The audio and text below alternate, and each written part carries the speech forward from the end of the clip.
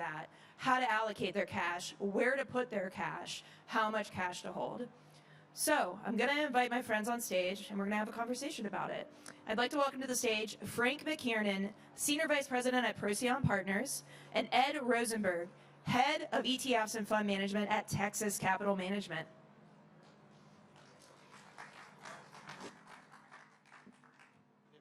All right, how's it going, guys? Feeling hydrated? Feeling ready? Absolutely ready. Happy to be here. All right, yeah, we're going to have a good time.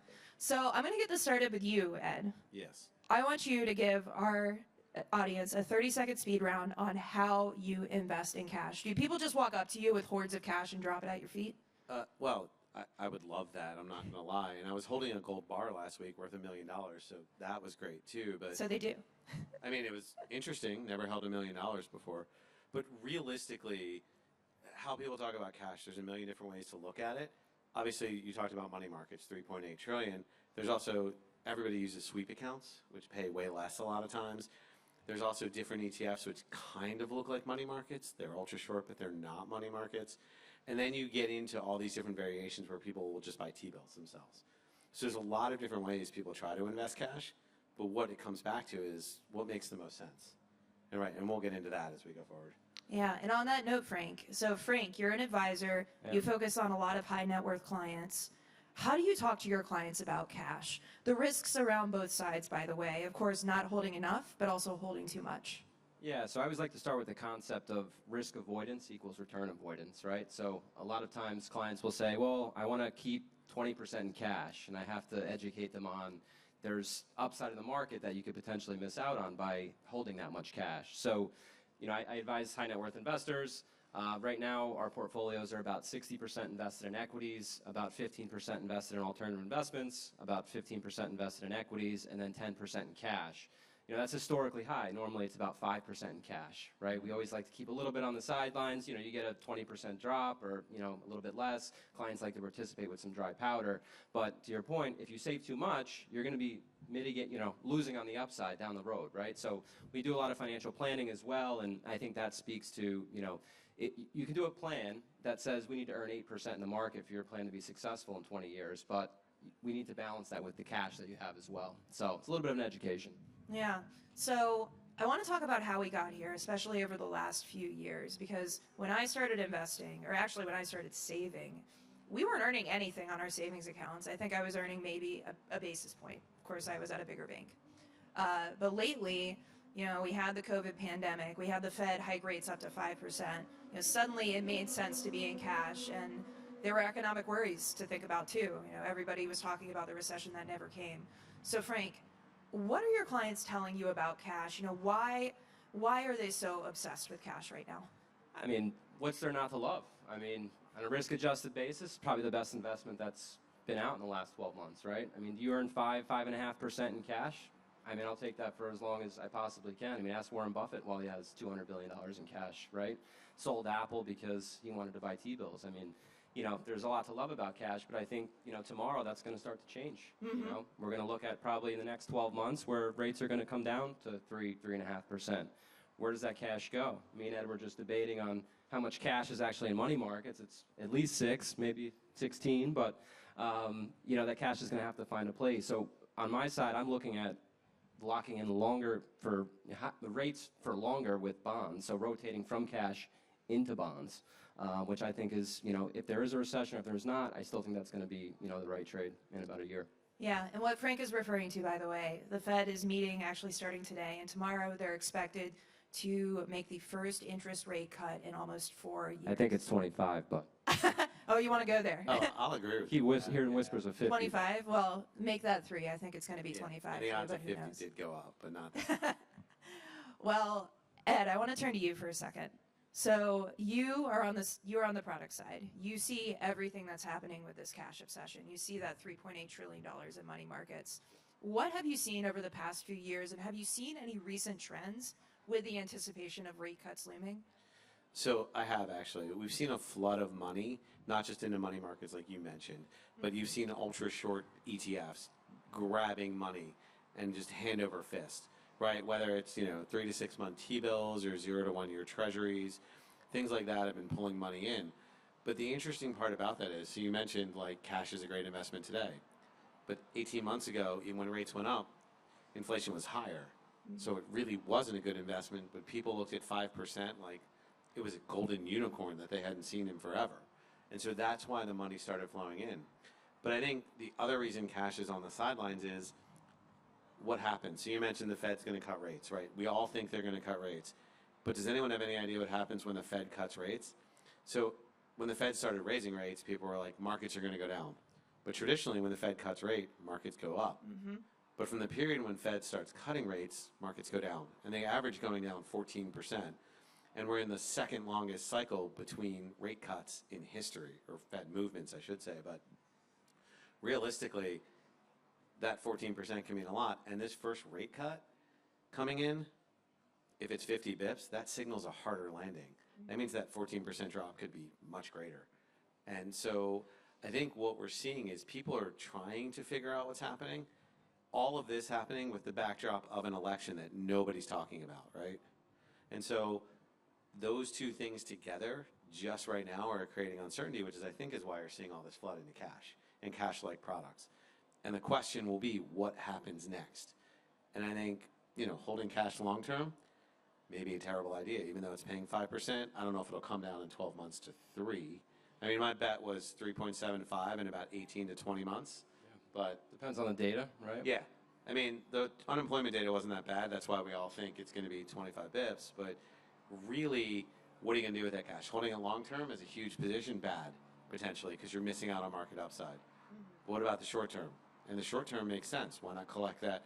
It's like collecting rent on an apartment. Would you want to give that up? I wouldn't. So we should hold it. And there's so much talk about cash and money going into it. That's the biggest trend. Yeah, great context there. So Frank, I want to talk to you about everything Ed just said. I'm just kidding. Yeah, Frank's gonna throw a chair. Nah, I'm kidding.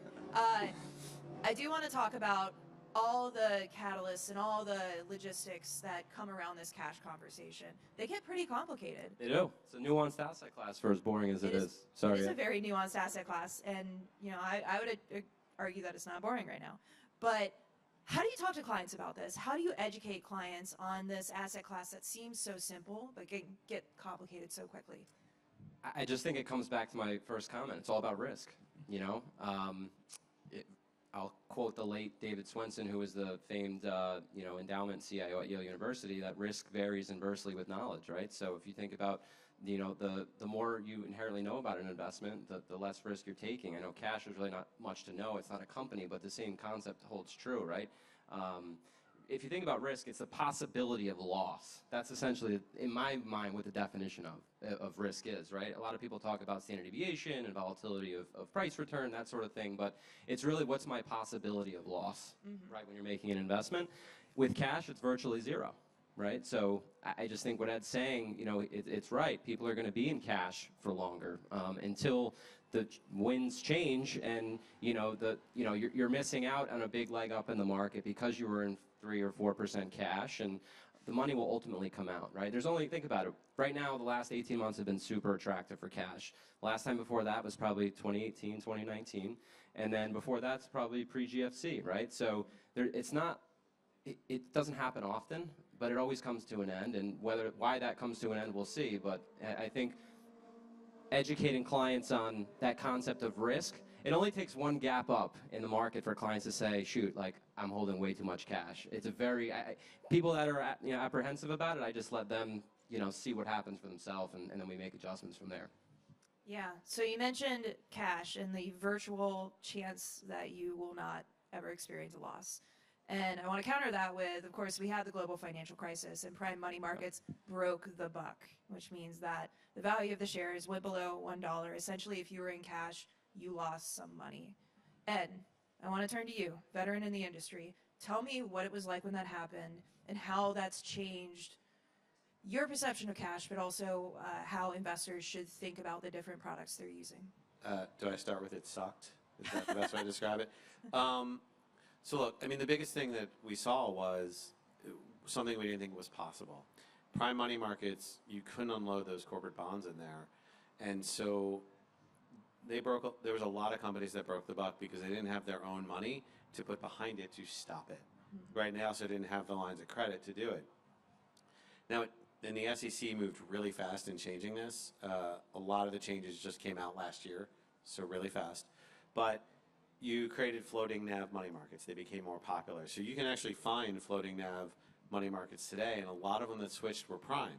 But what you're also seeing is with these new rules, they're called 2A7 rules attached to the 40 Act, what you're seeing is a lot of changes where firms are giving up their prime money markets because they're so complex to run now and so difficult. They're either launching, what they'll call federal or treasury or governors, right? And with those, the rules are much simpler to actually run a money market and either have a stable value NAV or a floating NAV. But there's both out there now. But the chances of breaking the buck are much harder because those primes are already floating. And so because they're floating, they're going to break the buck either way now. So they're creating an expectation, and the hope is, let's be fair, we don't get into another global financial crisis. Because even during COVID, that wasn't the issue. Like, credit wasn't seizing up other things. It was because everything was closing, or at least shutting down temporarily, that created more of a market issue on the equity side. And if you notice, different crises create different liquidity issues throughout the market. I'm hoping that was the only fixed income crisis we'll see, but who knows? I mean, it was a really hard time watching it, and I had to talk to a lot of clients about it. And that was, and I don't mean clients like end users, I mean clients like Frank, about like, why is this happening? And when you don't have good answers, they get angry. And that's the hardest part. If you have good answers and an understanding, you can explain it. And that became the most difficult part of 08 and 09. Yeah. And everybody knows the most dangerous phrase in finance is this time it's different. I'm not saying there's a credit event out there, but it's so hard to know what happens next and what can break. I mean, I'll joke with you. It is different because every time stuff seems to happen, it just gets bigger.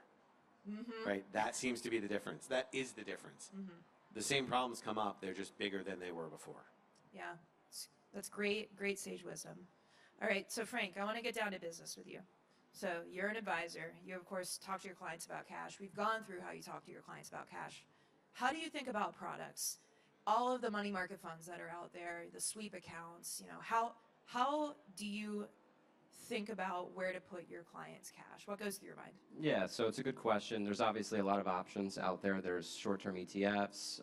There's money markets. Ed named a few of them. There's treasury, government, federal. There's even municipal money market funds. So there's a lot of options. In our practice, we use government money markets because of the stable NAV feature that Ed mentioned before. You could probably pick up another 30 or 40 basis points in prime, but just because of the floating rate structure or the floating price of that, I feel like clients are a little more comfortable with the stable NAV product. And then for clients who transact, they have a liquidity event, they sell their business, they don't need money for a little while. We'll do 6-month or 9-month T-bills, roll it out a little bit. And some clients don't like to pay the fees that are embedded in the money markets, which are whatever 10 or 15 basis points depending on which fund you're in. But for clients that need money, right? So clients that probably have, that draw from the portfolio every couple of months. I like the government money market component as well because I can redeem from that very simply. Just put in a redemption. It trades like a mutual fund. It's available the next day, and then the clients get monthly distributions as well. So it's less of a focus on what's my T-bill worth, and but that was an education too. A lot of clients, believe it or not, don't know how T-bills work. Right? You buy at a discount. It amortizes to par at the end of the life. So people are like, hey, I just want my distribution on the 15th of every month and call it a day. So. Yeah. So a question I thought of as you were talking about that, what's the biggest priority with clients when it comes to cash? Because, of course, you hold cash for that capital preservation. You hold it for the interest rate because we're getting paid on cash now. You have to think about fees and the expense line of things. So how would you rank that in your mind? Are clients mostly focusing on preservation at the moment? Do they like the income? Yeah, so like I said before, I think the last 18 months, it's actually been a part of the asset allocation. So we've actually gone to them saying, hey, your fixed income exposure, we're going to take down from 20 to 15, and we're going to put the extra in cash, just because of that risk-adjusted return. Some clients, older clients, need cash flow. So, liquidity and monthly distributions are important as well, and we've been taking advantage of that. But it's mostly for, capital preservation and income.